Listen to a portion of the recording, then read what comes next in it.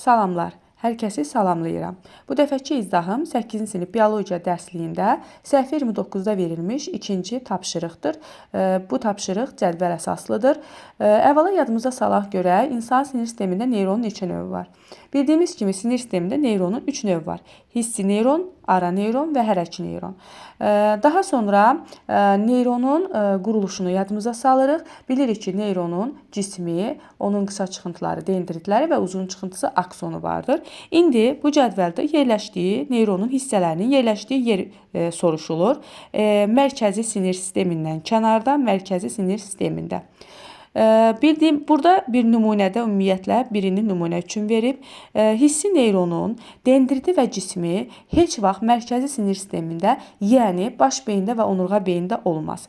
Hissi neyronun qısa çıxıntısı olan dendritinə və onun cisminə ancaq mərkəzi sinir sistemindən kənarda biz rast gəlirik. Ona görə də dendritə, yəni tapşırıqda plus qoyulub şərtdə, biz də cismə plus qoyacağıq. Deməli, mərkəzi sinir sistemində isə heç vaxt cismə rast gəlinməz.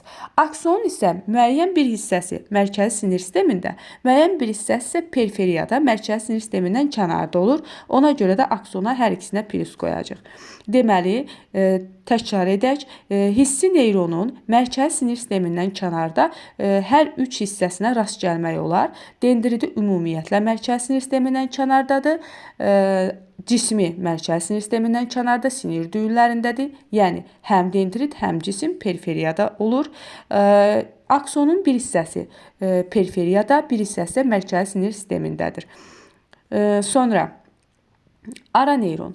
Ara neyrona isə periferiyada heç vaxt rast gəlmərik. Ara neyron ancaq mərkəzi sinir sistemində olur, yəni baş beyin və onurğa beyində olur və bütün hissələri ilə bərabər. Mərkəzi sinir sistemində ara neyronun dendritinə də rast gəlirik, cisminə də rast gəlirik, aksonuna da rast gəlirik. Mərkəzi sinir sistemindən kənarda isə ara neyron olmur.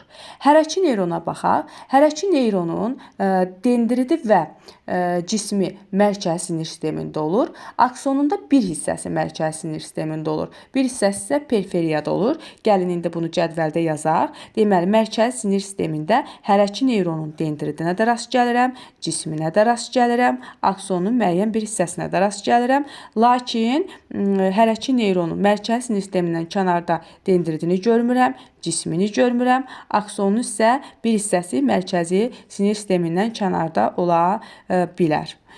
Deməli, videonun ardıca mən sizə hardasa vərəq üzərində çəkib göstərməyə çalışacağam ki, bu neyronlar arasında ötürmə necə olur qısa şəkildə və nə üçün biz bu neyronların yerləşməsini bu ardıcıllıqla qeyd edirik. Vaxtın azlığını nəzərə alaraq qısa bir şəkildə çəkməyə çalışacağam sizə. Deməli, bura çəkirəm, tutaq ki, hissi neyronun cismi. Bildiyimiz kimi neyronun cismində nüvəsi yerləşir. Çünki neyron bir heyvan hüceyrəsidir.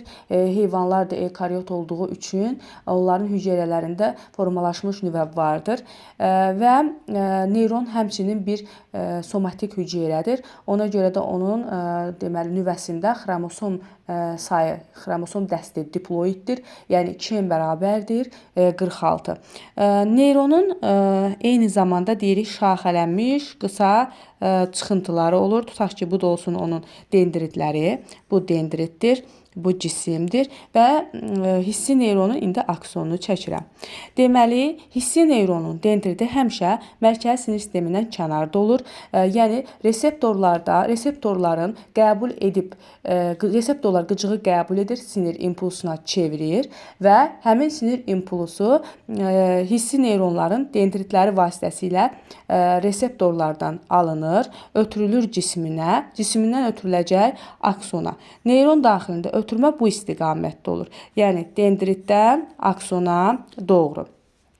Akson isə şaxələnməyən uzun çıxıntıdır və burada belə bir xırda hissə çəkək, digər neyronla sinaps, rabitə əmələ gətirəcək. Və indi bura tutaq ki, mərkəzi sinir sistemini çəkirəm. Məsələn, onurğa beyni çəkirəm, onurğa beyni çəkirəm. Və biz nə gördük? Biz gördük ki, bura birinci çəkdiyim hissi neyrondur. Hissi neyronun dendridi də, cismi də aksonunda müəyyən bir hissəsi mərkəzi sinir sistemindən kənarda oldu. Bu da olsun onurğa beyin. Onurğa beyin artıq mərkəzi sinir sistemi hesab olunur və aksonun müəyyən hissəsi mərkəzi sinir sisteminə daxil oldu.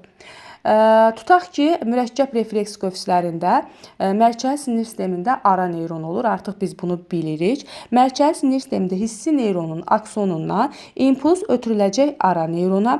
Ara neyronda da deməli bura ara neyronun cismini çəkək, bura ara neyronun dendritlərini çəkək, bura isə onun aksonunu çəkək. Biz də bilirik ki, neyron daxilində ötürmə dendritdən aksona olduğu halda neyronlar arasında ötürülmə aksondan dendridə doğrudur. Yəni, hissi neyronun aksonu impulsları ara neyronun dendridini ötürəcək. Daha sonra ara neyronun cismi və ara neyronun aksonu. Daha sonra burada ara neyronun aksonu isə impulsları hərəki neyrona ötürməlidir. Təbii ki, neyronlar arasında ötürmə aksondan dendridə olduğu üçün ara neyronun aksonunun ötürdüyü impulslar hərəki neyronun dendridi vasitəsilə qəbul olunacaq. Daha sonra cismini ötürəcək və aksonuna və biz burada nə görürük? Aksonun bir hissəsi mərkəzi sinir sistemindədir, bir hissəsi isə mərkəzi sinir sistemindən kənardadır. Deməli, bayaq biz nə qeyd elədik? Biz dedik ki, hissi neyronun, bura hərəki yazaq, hərəki, burada ara yazaq. Qeyd elədik ki, hissi neyronun dendriti və cismi həmişə mərkəzi sinir sistemindən kənardadır. Aksonun müəyyən hissəsi mərkəzi sinir sistemindən kənarda, müəyyən hissəsi isə mərkəzi sinir sistemindədir. Ara neyron heç vaxt mərkəzi sinir sistemindən kənarda olmur. Bütünlüklə, bütün hissələri ilə, dendrici, cismi və akson ilə mərkəzi sinir sistemindədir. Baş ofisdə oturur. Oradan kənarda, filiallarda ona rast gəlmirik.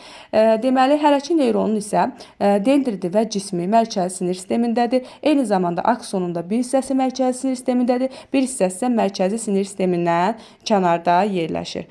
Əgər, məsəl üçün, mürəkkəb refleks koefisi olmasa, yəni sadə refleks koefisi olsa, bilirik ki, orada ara neyron iştirak etmir. Onda burada ara neyron iştirak etməsə, indi hissi neyronun aksonu gətirib impulsu hərəki neyronun dendridinə verəcək. Yəni, ara neyron burada olmayacaq. Hissi neyronun aksonu ilə hərəki neyron dendritləri arasında rabitə, sinaps əmələ gələcək. Bir də mürəkkəb refleks koefisində bir yox, bir neçə dənə ara neyron iştirak edə bilər. Bir də burada ağ maddə, boz maddə məsələsi var. Gəlin ona da diqqət eləyək. Deməli, ümumiyyətlə sinir sistemində boz maddənin əmələ gəlməsində nə iştirak eləyəcək? Gəlin birinci mərkəzi sinir sisteminə baxaq. Tutalım, burada mərkəzi sinir sistemini çəkmişəm də, məsələn, onurğa beyni. Onurğa beynin şəkli ən kəsik kitabımızda verilib. Onurğa beynin deməli boz maddəsi ağ maddənin içərisində yerləşir və qanatlarını açmış kəpənəyə bənzəyir, belə qeyd olunub. Deməli, onurğa beynin boz maddəsinin əmələ gəlməsində ara neyron bütövlükdə iştirak edir. Ara neyronun dendriti, cismi və aksonu bütövlükdə deməli boz maddənin, o kəpənəyin əmələ gəlməsində onurğa beyində iştirak edir. Deməli, mərkəzi sinir sistemində qeyd eləyəcəyik ki, deməli, ara neyron boz maddənin əmələ gəlməsində bütünlükdə iştirak edir. Təbii ki, mərkəzi sinir sistemi deyəndə tək onurğa beyni nəzərdə tutulmur. Mən məsəl üçün onurğa beyni xatırlatdım sizə. Təbii ki, burada baş beyində nəzərdə tutulur. Deməli, sadəcə orada bir xırda fərq var. Baş beyində ağ maddənin üzərini boz maddə örtüb. Artıq oralara keçid eləmək istəmirəm, çünki videonun vaxtı uzanacaq. Bəs başqa boz maddənin əmələ gəlməsində nə iştirak edir?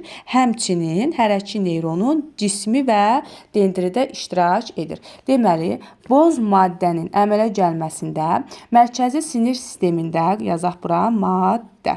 Mərkəzi sinir sistemində ara neyronun dendridi, cismi, aksonu, hərəki neyronun isə dendriti və cismi iştirak edir, dendriti və cismi iştirak edir. Bəs mərkəzi sinir sistemində axı boz maddəni əhatələyən ağ maddə var. Orada nə ağ maddəni nə yaradır? Ağ maddəni baxaq görək. Burada hansı neyronların aksonları var? Hissi və hərəkçi neyronların aksonların bir hissəsi mərkəzi sinir sistemində, yəni ona rast gəlinir. Və biz də bilirik ki, aksonların üzəri yağa bənzər miyerin qişası ilə örtülüb. Ona görə də ağ maddənin əmələ gəlməsində hissi və hərəkçi neyronun deməli aksonları iştirak edəcək. Amma ara neyronun aksonu ağ maddənin əmələ gəlməsində iştirak etmir. Bax, bunu unutmayaq. Deməli, ağ maddə mərkəzi sinir sistemində ağ maddənin əmələ gəlməsində hissi neyronun aksonu, bir də hərəkçi neyronun aksonu iştirak edir. Bir də biz baxmalıyıq ki, bizdə testdə, sualda nəyi soruşur? Mərkəzi sinir sistemində mən mərkəzi sinir sistemində bu parametrləri yazdım. Ümumiyyətlə sinir sistemini bizdən soruşsa, orada artıq belə deyək də işlər dəyişir. Gəlin belə bir şey deyək. Biz bilirik ki, hissi neyronun cismi sinir düyünlərinin əmələ gəlməsində yəni iştirak edir. Ümumiyyətlə heç vaxt mərkəzi sinir sistemində hissi neyronun cisminə biz rast gəlmirik.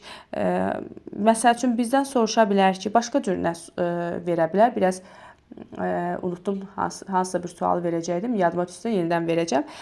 Deməli, mərkəzi sinir sistemində hansı neyronların cisminə rast gələ bilərik? Ara neyronla hərəkçi neyronun.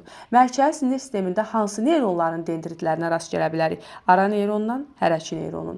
Mərkəzi sinir sistemində hansı neyronların aksonuna rast gələ bilərik? Ara neyronun, hissi neyronun, hərəkçi neyronun. Bir hissəsi olsa da hissi və hərəkçi neyronunda aksonu var.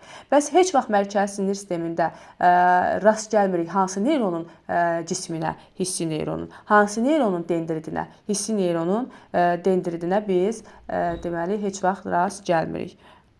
Ümid edirəm az da olsa faydalı olar.